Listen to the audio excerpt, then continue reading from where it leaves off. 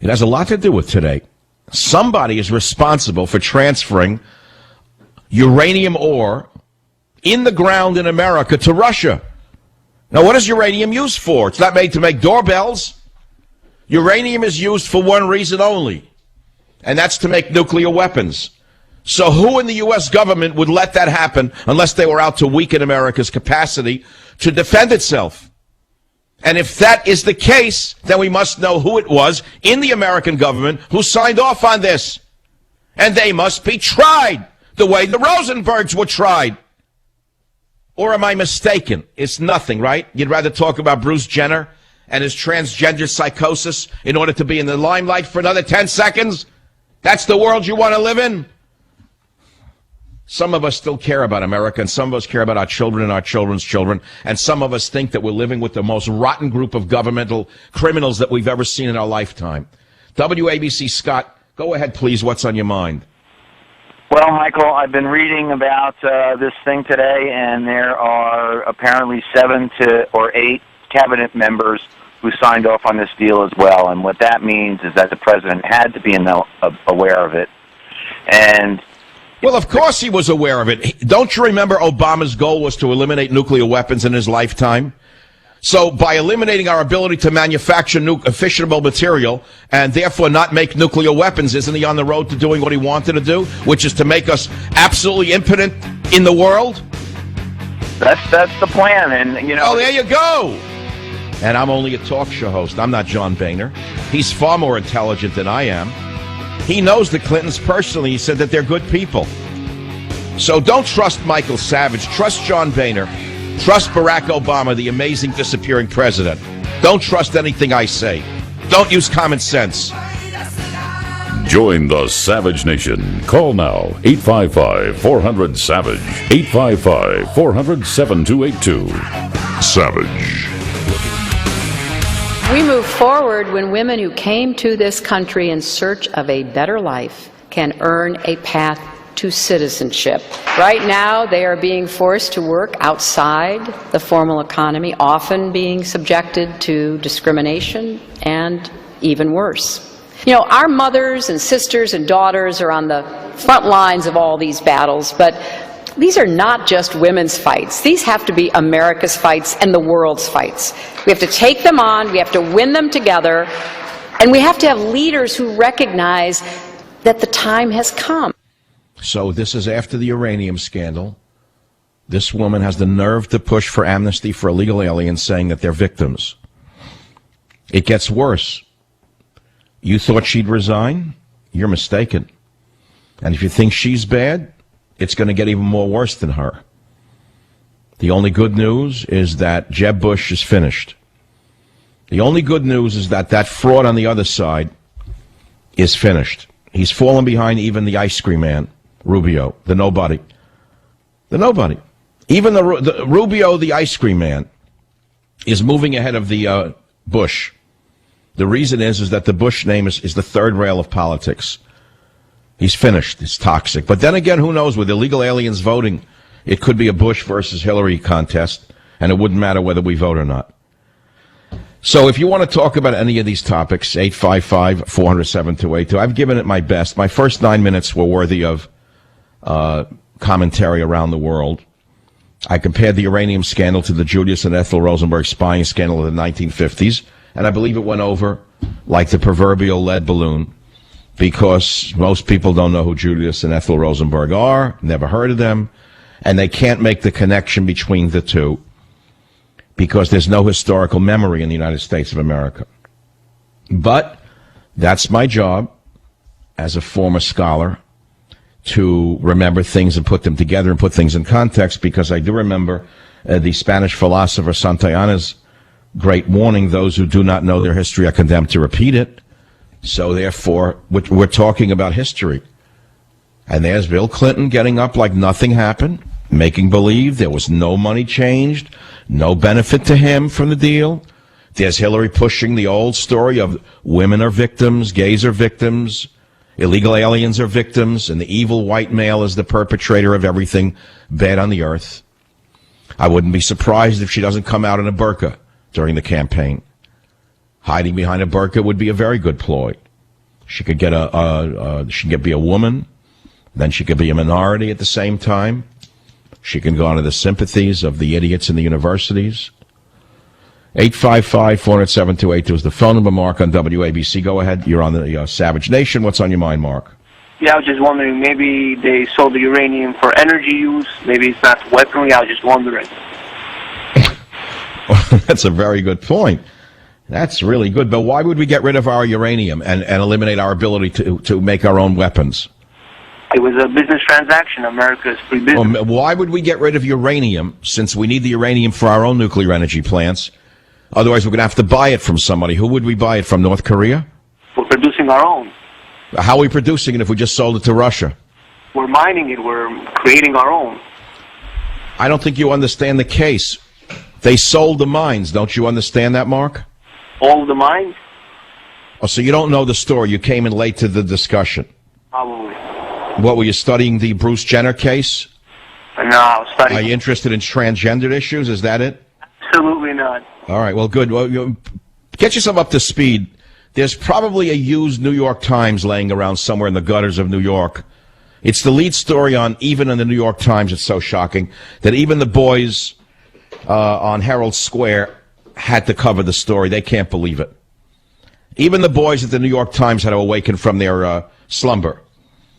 Front page story about this. How dirty it looks. New York Times story, not a right-wing paper, unless it's become one.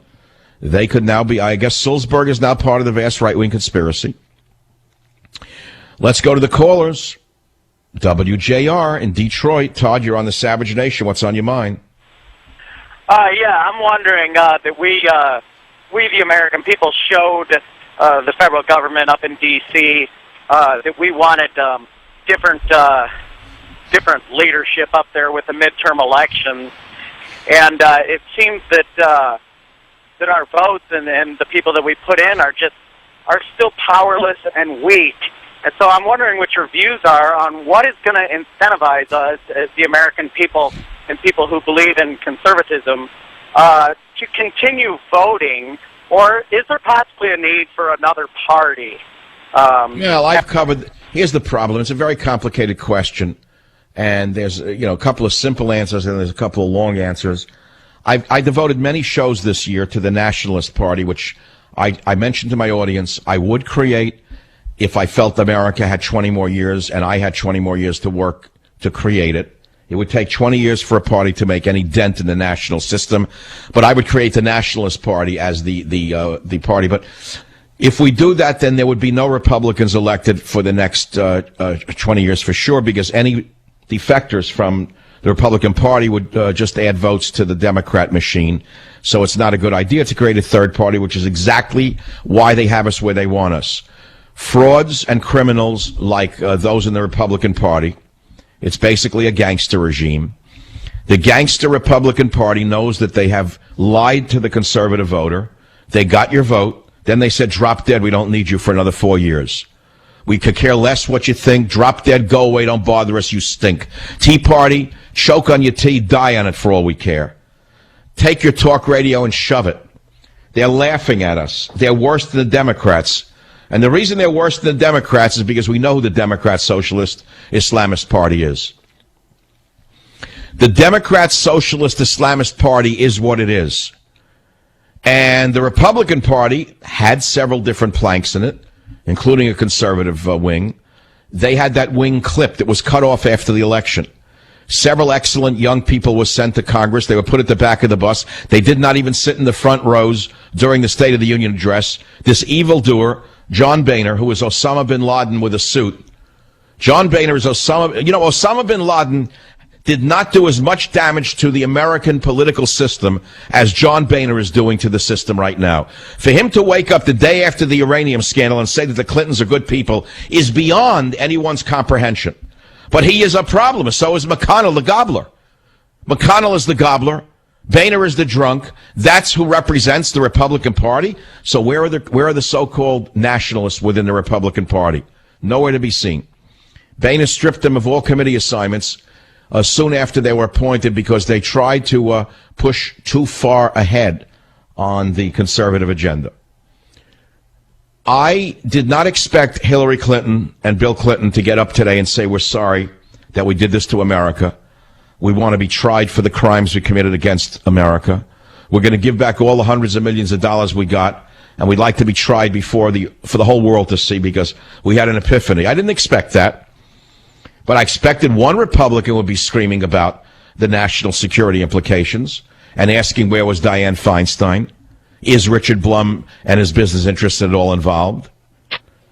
Asking why there were 7 cabinet members who signed off on the transfer of the uranium ore to Russia, all the while Hillary was screaming that that Putin was Hitler. I mean, this is a huge story. And you wake up and nothing happens. Like, I can't believe what I'm looking at. This is not true. I feel as though I'm living in another dimension, my own world.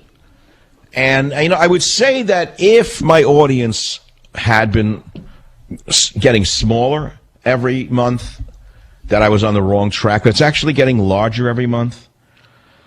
The show is growing every month. And the show is number 1 in New York City on WABC in the day parts, by the way, in March. It's a big deal. It's a very big accomplishment. Given that I'm not a member of the Rush Limbaugh cartel, given that I have no publicity, given that I'm banished by Roger Ailes and Rupert Murdoch from Fox News, given all of those impediments, the show is still thriving, not only in New York City, but elsewhere. Why? Well, I'll give you the answer why. There's only one reason for it. There's two answers to it. Hemingway said the truth has a certain ring to it. I grew up worshiping and idolizing Hemingway when I was a young writer, or wanted to be a writer. He said the truth has a certain ring to it. That's number 1. And earlier than Hemingway, I was a young naturalist.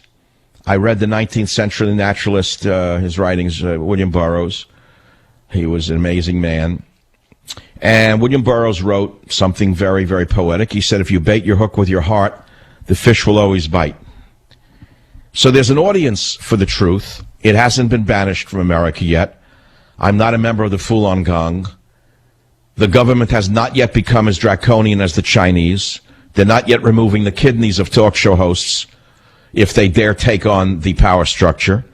And the people know it. And they know that we are the last voices left in the United States of America. And they know that our resources are being raped and sold to our enemies.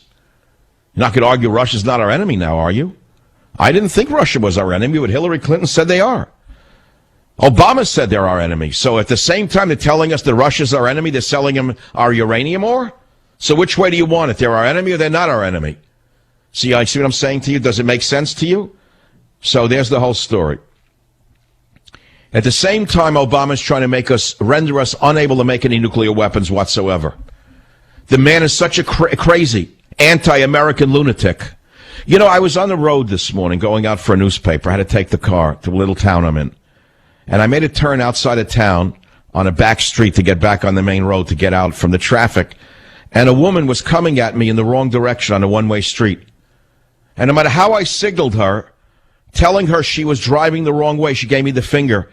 And I said, she reminds me of Barack Obama. He's going the wrong way on a one-way street. And no matter what the American people say to him, he gives you the finger and says, drop dead. You're going the wrong way. I don't care which way the signs are. And he gets away with it. Why? Because there is no government. Do you understand what that means? A government is supposed to be a government of many different levels with checks and balances, with two parties, and there's supposed to be a vigorous press that stands outside and acts as the element that goads government into proper behavior. Well, there's a little bit of everything in what I just said. We were shocked to see it was the New York Times that broke the story, not a right-wing newspaper on the uranium transfer. And you have to give them credit for that. And they ask yourself, why all of a sudden would the New York Times be the newspaper breaking the story on the ties between the Clinton Foundation, the Russians, and the uranium? Why would they be the ones doing it? So you have to ask yourself that question. And you'll come up with many different reasons, answers, conspiracies. But the point is, we still have a press in America here and there. We still have voices of freedom, and we still have the First Amendment. But unless we stand up as a group, we're going to lose all of what I just mentioned to you. Hillary Clinton would take away talk radio as I'm sitting here. She would crush whatever remnant there is of a free press. We would be living in the equivalent of the Soviet Union if she is ever elected.